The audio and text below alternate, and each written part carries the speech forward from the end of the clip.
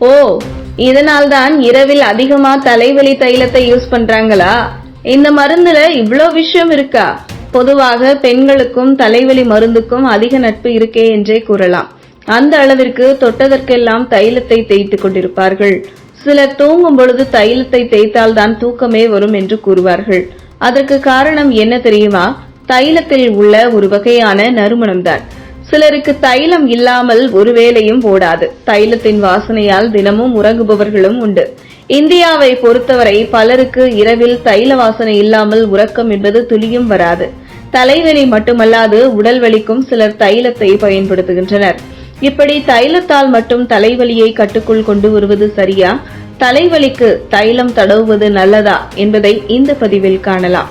கடுமையான தலைவலியால் அவதிப்படும் போது தைலம் உடனடியாக பலன் தரும். பொதுவாக இந்தியாவில் கிடைக்கும் தைலங்கள் வலிக்கான நிவாரணியாக விளங்குகின்றன.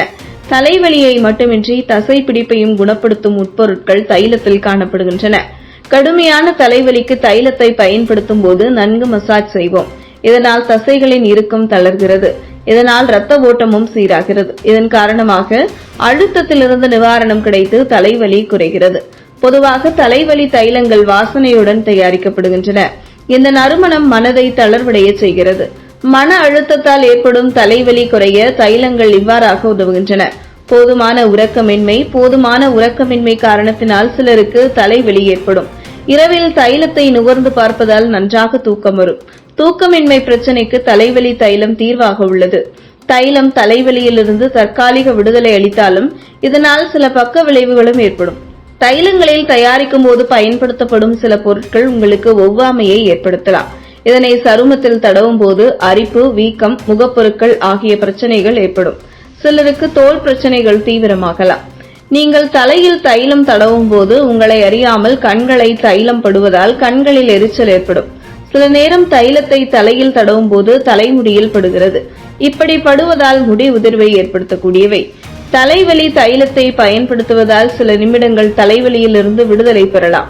ஆனால் உண்மையாகவே தலைவலி எந்த காரணத்திற்காக வந்ததோ அதை சரி செய்யாமல் தலைவலியை முற்றிலுமாக குணப்படுத்த முடியாது. அதை சரி செய்யும் ஆற்றலும் தைலத்திற்கு கிடையாது.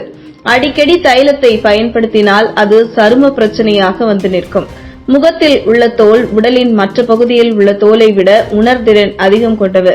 ஆகவே தைலம் அடிக்கடி தேய்க்காமல் இருப்பதே சருமத்திற்கு நல்லது. தைலத்தை சில வகை மூலிகைகளை கொண்டு தயாரிக்கின்றனர். இது அப்பொழுது வரும் தலைவலியை மட்டும் தீர்க்கும். உங்களுக்கு தலைவலி எப்பொழுதும் இருந்து கொண்டே இருந்தால் மருத்துவரை அணுகுவதே நல்லது.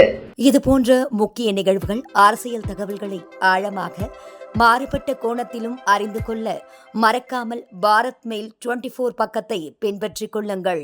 உங்கள் ஒவ்வொரு ஆதரவும் இது போன்ற பல நிகழ்வுகளின் பின்னணியை அறிய உதவும்.